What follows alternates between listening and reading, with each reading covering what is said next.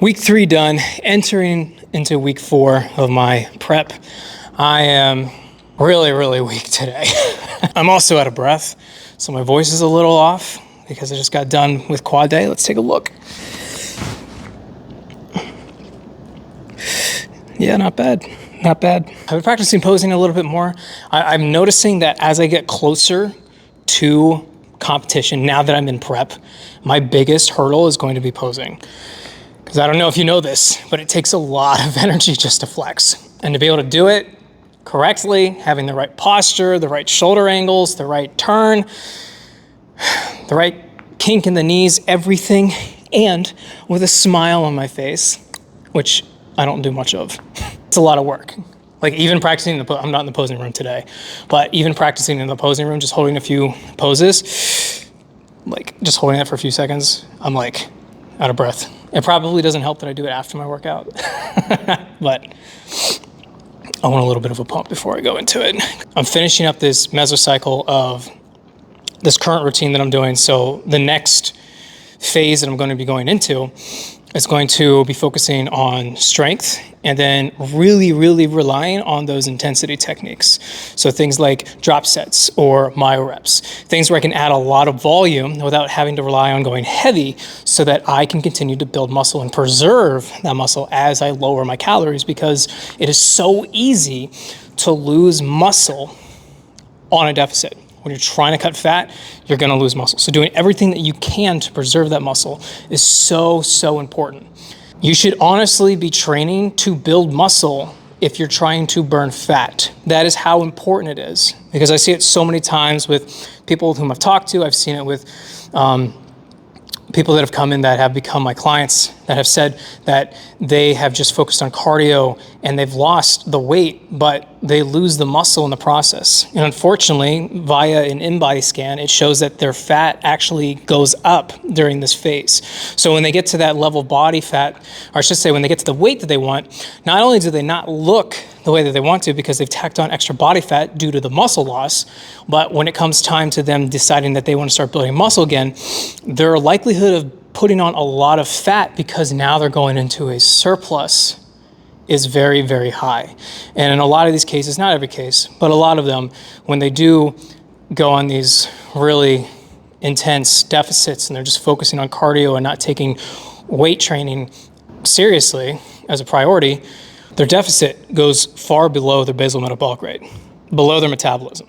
So when they add in that surplus of calories, even if it's to put them back up in maintenance, a lot of the times, unless they're focusing on training properly, following the right plan, tracking everything to a T, making sure that they are training to build muscle, they're going to put fat on very quickly, okay? And then unfortunately, a lot of people get stuck in this cycle because they see that the fat increases, their weight's shooting up, and they they freak out, and they're like, I gotta go back on the cut. I did that for a long time, very long time. I spent years staying at the same weight, same body fat percentage, and I placated my entire business on keeping a six-pack year round. And that's not necessarily a bad thing, but I was stuck in my own fitness journey. I was no longer motivated to go to the gym. I wasn't training as intensely as I could, and then my clients were only able to get so much results because of that. So it wasn't until that I made the decision to hire a coach, to step on stage and compete for the first time in bodybuilding, regardless if I win or not, to push myself out of my comfort zone in order to better myself, to raise my own standards, and in turn, raise my clients' standards. Since I've been doing this, my clients have been getting way better results, on top of course, me getting better results, because I'm the one investing in mentorship and training. It's a trickling effect, okay? When you raise your own standards, those around you are forced to raise their own standards, or they leave. But that's really it. So let's do a physique update.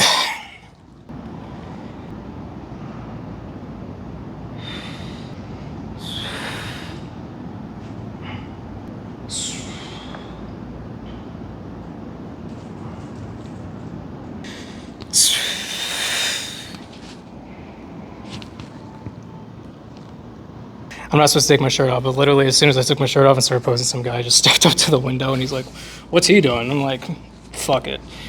If I can't, regardless if I'm allowed or not, if I can't pose wearing pants, mind you, with one person watching.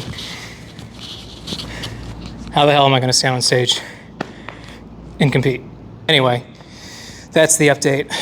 Water intake's got to go up. My water intake's been bad. My stress has been kind of creeping up. Sleep has been shitty. Just a lot of waking up in the middle of the night, getting restless sleep, waking up and feeling exhausted. Energy's been pretty low, so doing what I can to increase that. Probably need to get some more sun. I'm starting to look like an extra for the movie Casper. That's the update. I'm about like 18 to 20 weeks out, so it gives me plenty of time. Take a slow deficit. The goal is to get down to or around 151 pounds come October, and I'm currently averaging around 170 right now. I don't think I've ever been 151 pounds. If I was, it was like middle school. So we're gonna see here. Am I gonna hit that? I don't know, but I'm definitely gonna drop below 160. Probably 155 is gonna be more realistic, but you know, we'll see. I'm not the one making that call. Here comes week 4. Whew. It's a tough one. It's a tough week, but here we go.